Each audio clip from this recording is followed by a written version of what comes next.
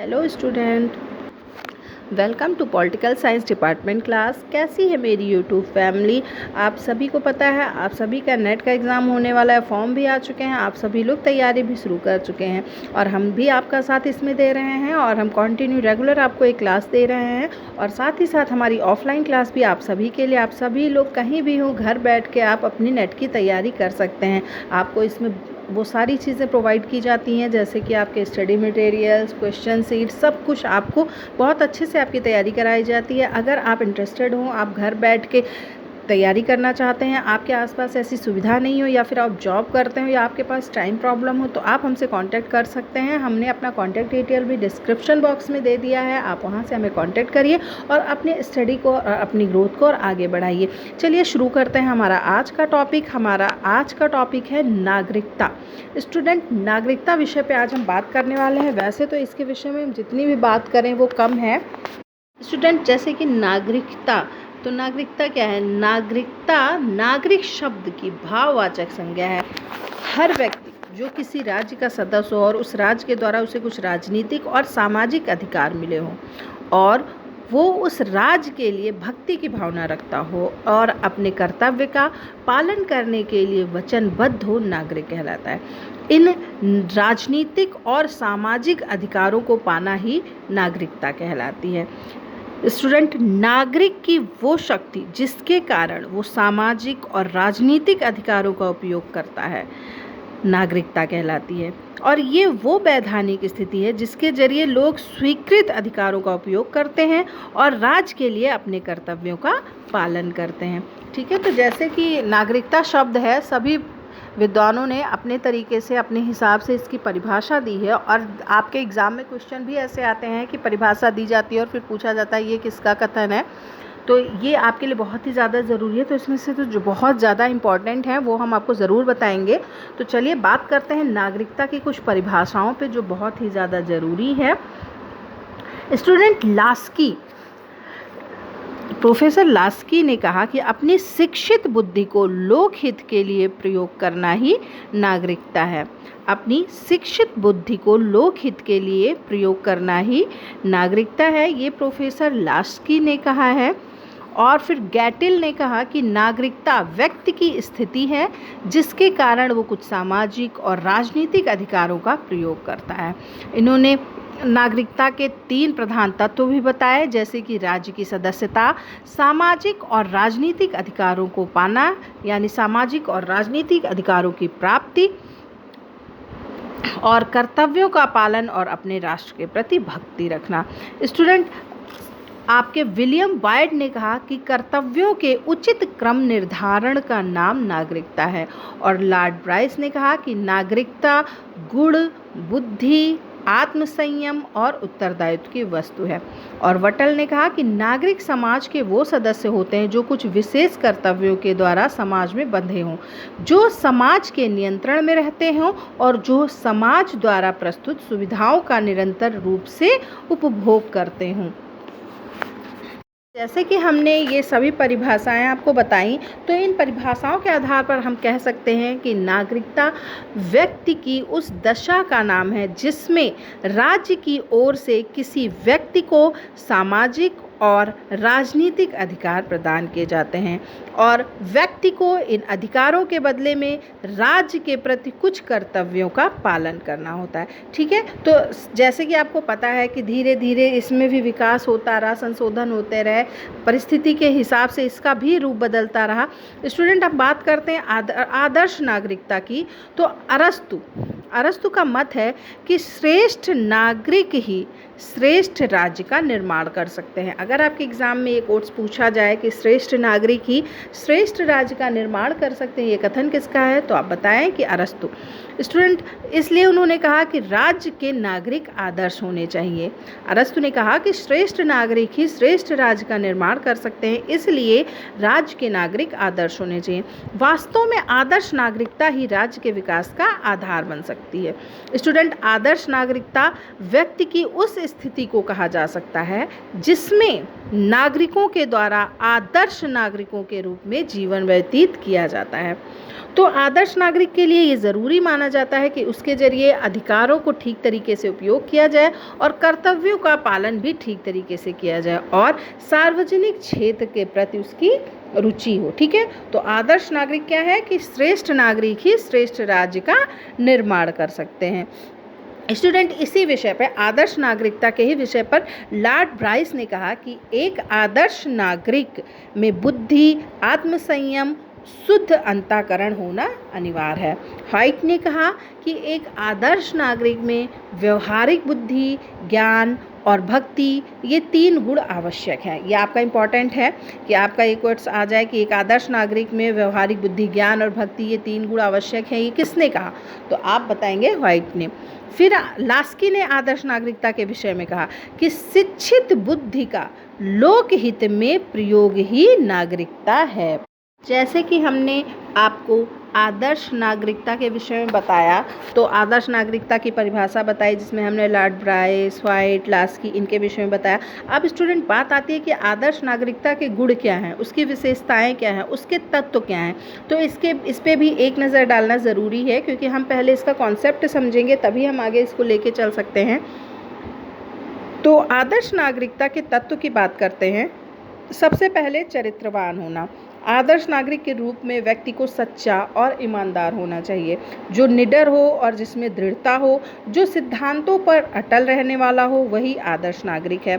ठीक है, इसका अगला तत्व है वैचारिक उदारता। स्टूडेंट, व्यक्ति को उदार व्यवहार वाला होना चाहिए, जिससे वो आवश्यक सामंजस्य स्थापित कर सके। ऐसा व्यक्ति ही आदर्श नागरिक है। शिष्टता भी इसके तत्व में शामिल है। व्यक्ति में अच्छी आदतें होनी चाहिए, सभी से विनम्रतापूर्वक व्यवहार करने वाला होना चाहिए। यही सभ्यता और शिष्टाचार का प्रतीक है, जो आदर्श नागरिक का गुण है। ठीक है, फिर अगला है स्वविवेक से निर्णय। अगर व्यक्ति अपनी बुद्धि के द्वारा स्वविवेक से उचित और अनुचित परिस्थिति को भांप कर निर्णय लेने की क्षमता रखता है, ऐसा व्यक्ति ही आदर्श नागरिक कहलाता है।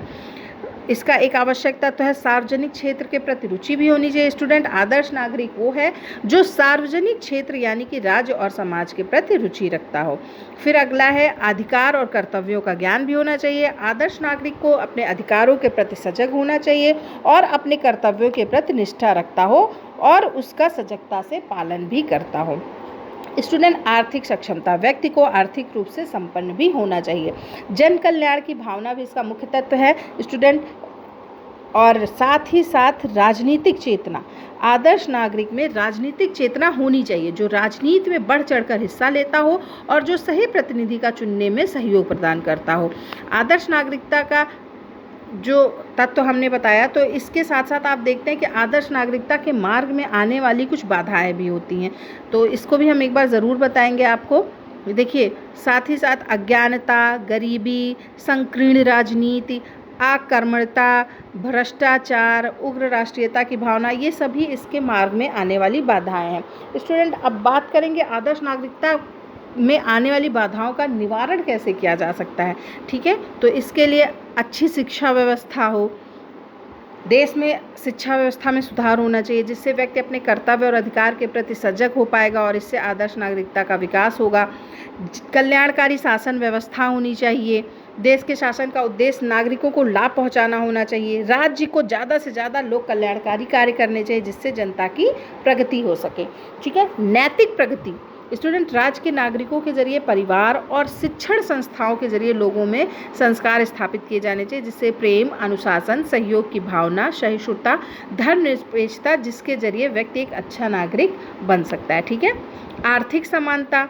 देखिए, सभी व्यक्तियों की जो न्यूनतम आवश्यकताएं हैं, जैसे भोजन, वस्तु, आवास, शिक्षा, स्वास्थ्य, इन सभी की पूर्ति शासन के द्वारा आसानी से की जानी चाहिए। सरकार के द्वारा आर्थिक भेदभाव को कम किया जाना चाहिए।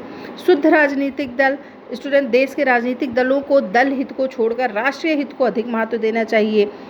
दूसरी ओर नागरिकों में आर्थिक, सामाजिक, राजनीतिक समस्याओं को स्वविवेक से सुलझाने की क्षमता होनी चाहिए। निष्पक्ष संचार माध्यम और साथ ही साथ कुरीतियों और रूढ़ियों की समाप्ति भी होनी चाहिए। कर्तव्यनिष्ठ होने चाहिए। स्टूडेंट, स्थान शासन की संस्थाओं का प्रबंध स्थानीय नागरिकों के द्वारा किया जाना चाहिए, जिससे उन्हें जिम्मेदारी का एहसास होगा और वो अकर्मठता का त्याग करके कर्मठ बनेंगे। ठीक है, और मानवता की भावना तो ज़रूरी ही है। आदर्श नागरिकता के मार्ग में पूंजीवाद, साम्राज्यवाद, उग्र राष्ट्रवाद की भावना रुकावट डालती है। इसलिए इन बुराइयों को त्याग करके मानवता का विकास किया जाना चाहिए और विश्व बंधुत्व की भावना को अपनाना चाहिए। स्टूडेंट, ये तो हो गया आदर्श नागरिकता के तत्व और उसमें बाधाएं और उसका निवारण। अब हम बात करेंगे नागरिकों के प्रकार। ठीक है, तो सामान्य रूप से राज्य के सभी नागरिकों को दो भागों में बांटा जा सकता है। पहला, जन्मजात नागरिक। ठीक है, तो स्टूडेंट, जैसे कि जन्म के आधार पर नागरिकता पाने के संबंध में दो नियम हैं। पहला कौन सा? रक्त और वंश का सिद्धांत, और दूसरा जन्म स्थान का सिद्धांत। तो चलिए बारी बारी से इस पर ज़रूर चर्चा करेंगे। तो जन्मजात नागरिकता के लिए सबसे पहले रक्त या वंश सिद्धांत।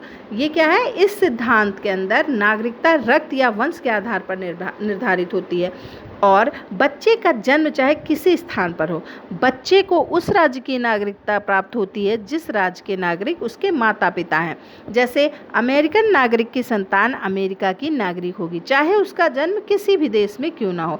स्टूडेंट, प्राचीन काल में यूनान, रोम और एशियाई देशों में नागरिकता का निर्धारण इसी सिद्धांत के आधार पर होता था और आज भी विश्व के अधिकांश देशों में यही सिद्धांत प्रचलित है। इस सिद्धांत के अनुसार अवैध बच्चों की नागरिकता उसकी माँ की नागरिकता से निश्चित होती है। ठीक है, फिर चलिए जन्मजात नागरिकता में दूसरा है जन्म स्थान का सिद्धांत। स्टूडेंट, इस सिद्धांत के अंतर्गत नागरिकता जन्म स्थान के आधार पर निर्धारित होती है और एक बालक जिस देश की भूमि पर पैदा हो वह उसी देश का नागरिक समझा जाता है, चाहे उसके माता पिता किसी भी देश के नागरिक हों। वर्तमान समय में अर्जेंटीना में ये सिद्धांत प्रचलित है।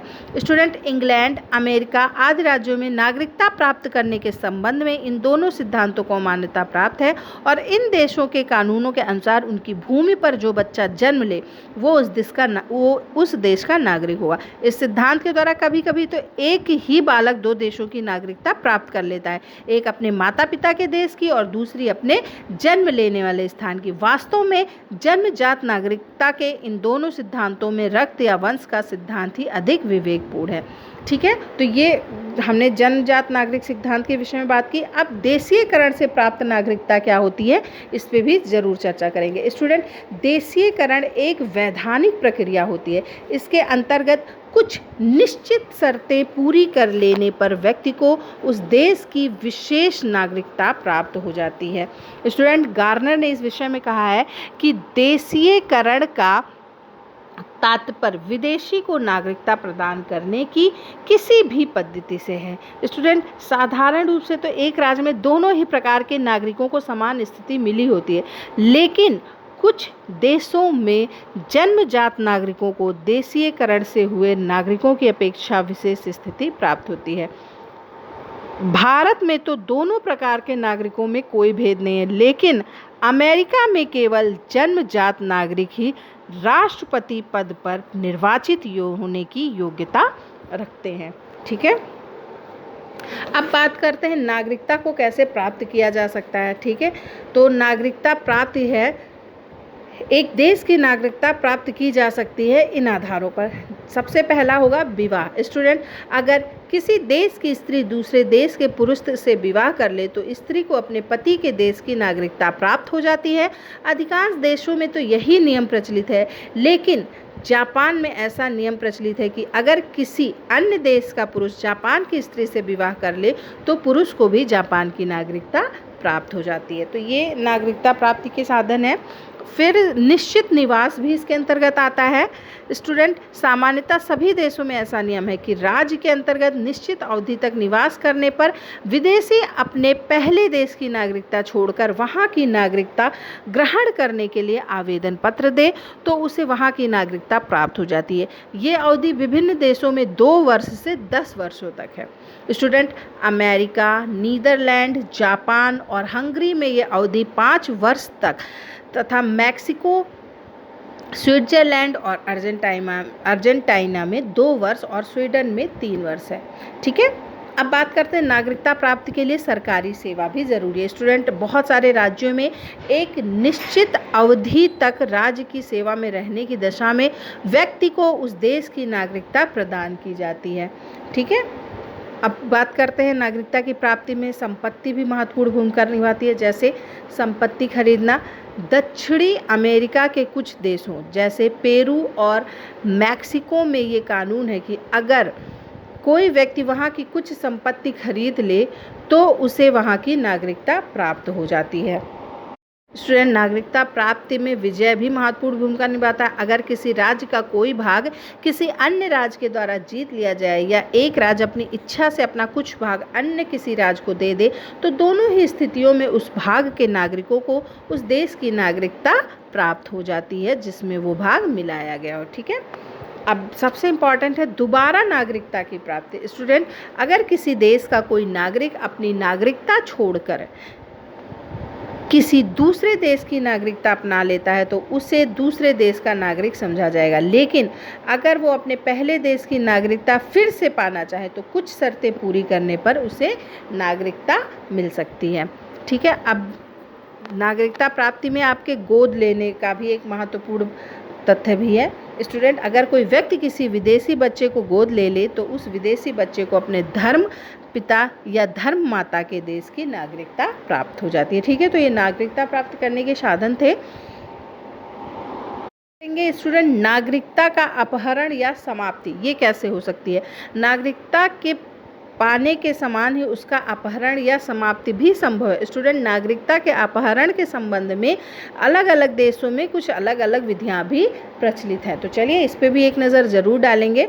स्टूडेंट, नागरिकता का त्याग। बहुत सारे राज्य अपने नागरिकों को अधिकार देते हैं कि अगर वो स्वेच्छा से वहाँ की नागरिकता छोड़ना और दूसरे देश की नागरिकता प्राप्त करना चाहें तो वो सरकार की आज्ञा से ऐसा कर सकते हैं। इसके लिए नागरिक को सरकार के पास प्रार्थना पत्र देना होता है। स्टूडेंट, जर्मनी में ऐसा नियम प्रचलित है। विवाह। स्टूडेंट, विवाह भी नागरिकता के अपहरण का एक साधन है। जब एक देश की स्त्री किसी दूसरे देश के पुरुष से विवाह कर लेती है तो वो स्त्री अपने पहले वाले देश की नागरिकता खो देती है। फिर विदेशों में सम्मान प्राप्ति। अनेक देशों में ऐसा नियम प्रचलित है कि वहाँ के नागरिक अनुमति प्राप्त किए बिना किसी अन्य देश में सरकारी नौकरी नहीं कर सकता और ना ही किसी उपाधि या सम्मान को प्राप्त कर सकता है। जब नागरिक अन्य देश में शासकीय सेवा या सम्मान प्राप्त कर लेता है तो यह बात उसकी नागरिकता के अंत का कारण बन जाती है। स्टूडेंट, लंबे समय तक अनुपस्थिति भी। अपने देश की सरकार की अनुमति के बिना लंबे समय तक देश में अनुपस्थित रहने पर नागरिकता का अंत हो जाता है। और साथ ही साथ जो सबसे इम्पॉर्टेंट है, देशद्रोह या सेना से भागना। अगर किसी व्यक्ति द्वारा देशद्रोह, सेना से भागना या अन्य कोई गंभीर अपराध किया जाए तो ये अपराध भी नागरिकता के अपहरण का कारण बन जाता है। इन सब के अलावा जब एक व्यक्ति दूसरे देश की नागरिकता प्राप्त कर लेता है तो पहले राज्य की नागरिकता खुद ही समाप्त हो जाती है।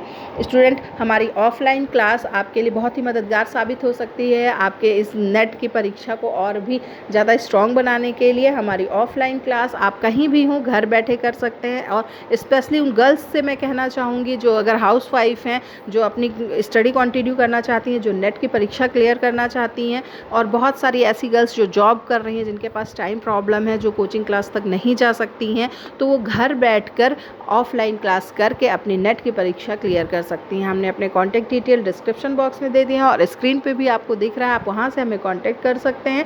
आपको स्टडी मटेरियल्स भी मिलेंगे, आपको वो सारी सुविधाएं प्रोवाइड की जाती हैं जिससे आपका नेट का एग्ज़ाम जो है आप अच्छे से क्लियर कर सकें। ठीक है। चलिए अब बात करते हैं, हमने नागरिकता के अपहरण या समाप्ति की बात कर ली है। अब इसके बाद आगे हम बात करते हैं भारतीय नागरिकता कैसे मिलती है, भारतीय नागरिकता का क्या प्रावधान है।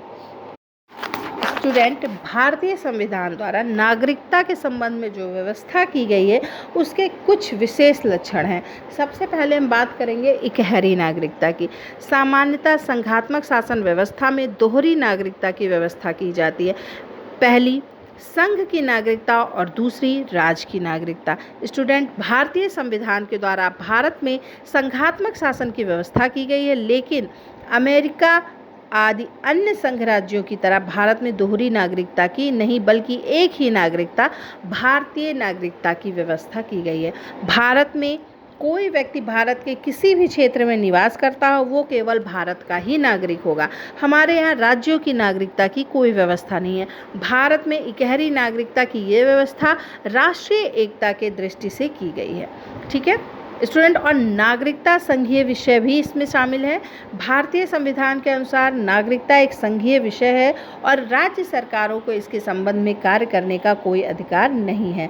नागरिकता के संबंध में नियम बनाने और उन्हें संचालित करने का अधिकार केंद्रीय संसद को ही मिला हुआ है। ठीक है, अब बात करते हैं नागरिकता के संबंध में उदार दृष्टिकोण, जो बहुत ही ज़्यादा ज़रूरी है। स्टूडेंट, भारतीय संविधान के अंतर्गत नागरिकता प्रदान करने के संबंध में जन्म के सिद्धांत और वंश के सिद्धांत दोनों को ही अपनाया गया था। फिर वर्ष 1985 तक व्यवस्था ये की गई थी कि 26 जनवरी 1950 के बाद जो व्यक्ति भारत भूमि पर उत्पन्न हुए हों या जो व्यक्ति चाहे भारत के बाहर उत्पन्न हुए हों लेकिन जिनके माता पिता भारत के नागरिक हों, वो भारत के नागरिक समझे जाएंगे। ये सोचा जा रहा था कि नागरिकता संबंधी इन उदार प्रावधानों का दुरुपयोग किया जा सकता है, इसलिए नागरिकता संशोधन अधिनियम 1986 के आधार पर अब ये व्यवस्था की गई है कि इस देश में जन्म लेने वाले किसी व्यक्ति को भारत की नागरिकता तभी प्राप्त होगी जबकि उसके माता पिता में से कोई एक भारत का नागरिक होगा। इस तरीके से नागरिकता के संबंध में प्रमुख रूप से वंश के सिद्धांत को अपनाया गया है और नागरिकता के संबंध में ये व्यवस्था ही व्यवहारिक है।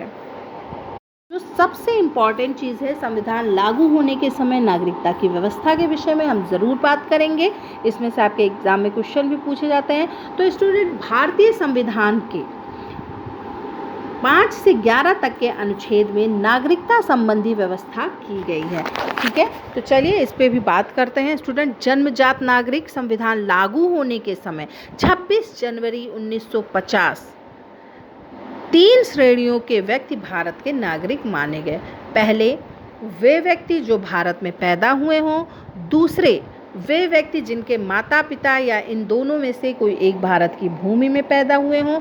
और तीसरे, वो व्यक्ति जो भारतीय संविधान के घोषित होने के पहले कम से कम 5 वर्ष से भारत भूमि पर निवास कर रहे हों। स्टूडेंट, शरणार्थी नागरिक संविधान के अनुसार वे व्यक्ति जो 14 जुलाई 1948 से पूर्व पाकिस्तान से भारत आए हैं, भारत के नागरिक समझे जाएंगे। जो व्यक्ति 19 जुलाई 1948 के बाद भारत से पाकिस्तान आए और जिन्होंने भारत में कम से कम 6 मास रहने के बाद उचित अधिकारी के समक्ष नागरिक बनने के लिए प्रार्थना पत्र देकर संविधान लागू होने के लिए अपना नाम रजिस्टर्ड करा लिया, उन्हें भी नागरिकता का अधिकार प्रदान कर दिया गया। 1 मार्च 1947 के बाद जो व्यक्ति भारत से पाकिस्तान चले गए हैं, सामान्यतः उन्हें भारतीय नागरिकता से वंचित कर दिया गया, लेकिन इनमें से भी उन लोगों को जो भारत में स्थायी निवास का परमिट लेकर पाकिस्तान से भारत में चले आए हैं, 6 महीने भारत में रहने के बाद प्रार्थना पत्र देकर रजिस्ट्रेशन करवा लेने पर भारत की नागरिकता मिल सकती है। विदेशों में रहने वाले नागरिक, जो नागरिक विदेशों में रहते हैं, अगर वो 2 शर्तों को पूरी करते हों तो भारतीय नागरिक बन सकते हैं। पहला, उनका या उनके माता पिता या उनके दादा दादी का जन्म अविभाजित भारत में हुआ हो, और दूसरा, विदेश में स्थित भारतीय राजदूत के पास भारत का नागरिक बनने के लिए आवेदन पत्र देकर अपना नाम रजिस्टर में लिखवा लिया हो। स्टूडेंट, ये तो बात हुई संविधान लागू होने समय नागरिकता की क्या व्यवस्था थी। अब संविधान लागू होने के बाद नागरिकता की व्यवस्था पर ज़रूर नज़र डालेंगे। स्टूडेंट, भारतीय नागरिकता अधिनियम 1955 के अंतर्गत हमारे संविधान ने संसद को ये अधिकार दिया कि वो भारतीय नागरिकता से संबंधित सभी विषयों के संबंध में व्यवस्था करे। संसद ने वर्ष 1955 में भारतीय नागरिकता अधिनियम पारित किया और इस अधिनियम में स्पष्ट किया गया कि भारतीय नागरिकता की प्राप्ति किस प्रकार होगी, किन परिस्थितियों में भारतीय नागरिकता का अंत हो जाएगा। स्टूडेंट, मैं आपसे एक चीज़ ज़रूर बताना चाहूँगी कि आपके नेट के एग्ज़ाम का कोई भी टॉपिक हल्का नहीं है, इसे हल्के में मतलब बहुत अच्छे से इसकी तैयारी करें। इसमें से भी नागरिकता से भी आपका एक क्वेश्चन ज़रूर पूछा जाता है, इसीलिए मैं कोशिश कर रही हूँ आपको ज़्यादा से ज़्यादा विस्तार से बता सकूँ, लेकिन थोड़ी बहुत जो कुछ चीज़ें हैं रह भी जाती हैं। इसके लिए आप हमारा फेसबुक ग्रुप ज्वाइन कर सकते हैं और साथ ही साथ हमें कांटेक्ट कर सकते हैं। आप हमें व्हाट्सएप ग्रुप हमारा ज्वाइन कर सकते हैं, जहाँ आपको ज़्यादा से ज़्यादा स्टडी मटेरियल्स भी मिल जाएंगे। हमने सारे डिटेल जो है वो डिस्क्रिप्शन बॉक्स में दे दिए हैं। ठीक है, तो चलिए अब बात करते हैं अधिनियम के अनुसार जो है नागरिकता की प्राप्ति क्या है। स्टूडेंट, हमने बात की 1955 के अंतर्गत संविधान ने संसद को अधिकार दिया कि भारतीय नागरिकता से संबंधित सभी विषयों पर वो व्यवस्था करेगी। ठीक है, तो जन्म से कोई व्यक्ति जो 25 जनवरी 1950 या उसके बाद भारत में पैदा हुए हैं भारत के नागरिक माने जाएंगे, लेकिन विदेशी दूतावासों से जुड़े व्यक्तियों के बच्चे भारत के नागरिक नहीं माने जाएंगे। साथ ही साथ रक्त संबंध या वंश अधिकार से इस अधिनियम के अनुसार वो व्यक्ति जो 26 जनवरी 1950 या उसके बाद भारत के बाहर पैदा हुए हों भारत के नागरिक माने जाएंगे, अगर उनके पिता उसके जन्म के समय भारत के नागरिक रहे हों। स्टूडेंट, पंजीकरण के द्वारा भी इन श्रेणी के व्यक्ति पंजीकरण के आधार पर नागरिकता पा सकते हैं, जैसे कि ऐसे भारतीय जो विदेशों में जाकर बस गए हैं भारतीय दूतावासों में आवेदन पत्र देकर भारतीय नागरिकता प्राप्त कर सकेंगे। विदेशी स्त्रियां जिन्होंने भारतीय नागरिक से विवाह कर लिया हो, राष्ट्रमंडलीय देशों के नागरिक अगर वो भारत में ही रहते हों या भारत सरकार की नौकरी कर रहे हैं। स्टूडेंट, देशीयकरण के द्वारा विदेशी नागरिक भी इन शर्तों को पूरा करने पर भारतीय नागरिकता पा सकते हैं। कौन सी शर्तें हैं? वो किसी ऐसे देश के नागरिक ना हो जहां भारतीय देशीयकरण के आधार पर नागरिक बनने पर रोक हो, वो अपने देश की नागरिकता का परित्याग कर चुका हो और उसने सरकार को इस बात की सूचना दे दी हो, वो आवेदन पत्र देने से पहले कम से कम पिछले 1 वर्ष से लगातार भारत में रह रहा हो।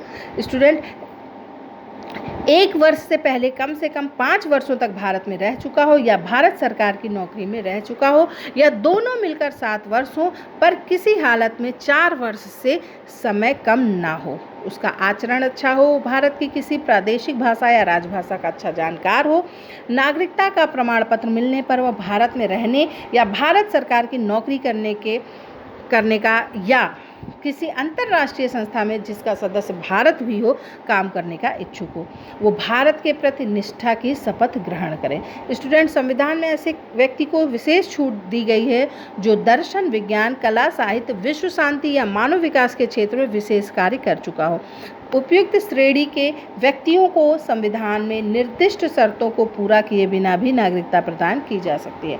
फिर आपका आता है भूमि विस्तार के द्वारा। स्टूडेंट, अगर किसी नए क्षेत्र को भारत में शामिल किया जाए तो वहाँ की जनता को भारतीय नागरिकता प्राप्त हो जाएगी। जैसे वर्ष 1961 में गोवा और 1975 में सिक्किम को भारत में शामिल किए जाने पर वहाँ की जनता को भारतीय नागरिकता प्राप्त हो गई। तो ये तो हमने बात करी अधिनियम के अनुसार नागरिकता को प्राप्त करने की। अब इसके बाद आपका भारतीय नागरिक संशोधन अधिनियम 1986 आया, उसमें भी कुछ संशोधन किए गए और उसमें भी कुछ चीज़ें शामिल की गई। तो ये भी हमारा बहुत ही इम्पॉर्टेंट है, इसको भी हम ज़रूर बात करेंगे।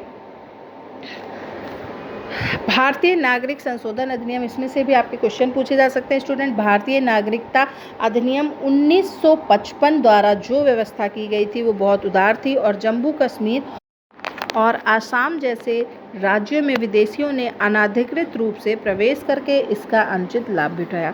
इसलिए नागरिकता संशोधन अधिनियम 1986 के आधार पर नागरिकता अधिनियम 1955 में संशोधन करके नागरिकता प्राप्त करने की शर्तों में परिवर्तन किया गया है। तो ये संशोधन अब इस तरीके से हैं। स्टूडेंट, अब भारत में जन्मे केवल उस व्यक्ति को ही नागरिकता दी जाएगी जिसके माता पिता में से कोई एक भारत का नागरिक हो। जो व्यक्ति पंजीकरण के माध्यम से भारतीय नागरिकता प्राप्त करना चाहते हैं उन्हें अब भारत में कम से कम 5 वर्ष निवास करना होगा। पहले ये अवधि 6 महीने की थी, ठीक है। और देशीयकरण के द्वारा नागरिकता तभी प्रदान की जाएगी जबकि संबंधित व्यक्ति कम से कम 10 वर्ष तक भारत में रह चुका हो। पहले ये अवधि 5 वर्ष थी। नागरिकता संशोधन अधिनियम 1986 ये कहता है कि व्यक्ति कम से कम 10 वर्ष तक भारत में रह चुका हो। स्टूडेंट, उसके बाद नागरिकता कानून संशोधन 1992 आया। तो सन 1992 में नागरिकता कानून को पुनः संशोधित किया गया और उससे पहले भारत से बाहर जन्मे किसी व्यक्ति को रक्त संबंध या वंश के आधार पर भारत की नागरिकता तभी प्राप्त होती थी जबकि उसका पिता भारत का नागरिक हो।